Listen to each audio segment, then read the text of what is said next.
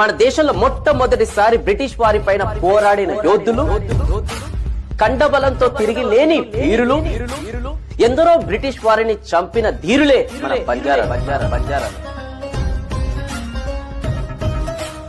అసలు బంజారాల చరిత్ర వింటే వాళ్ళకే కాదు, భారతీయ ప్రజలందరికీ కూడా గూస్ బంప్స్ రావాల్సిందే.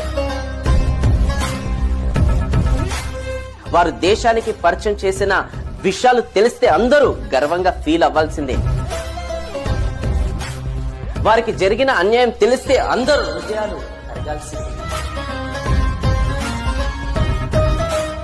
మన చరిత్రలో వారికి చిన్న గ్రామాల నుంచి రాజులుగా ఎదిగి రాజ్యాలనే పాలించిన ఘనత ఉన్నది వాళ్ళకి.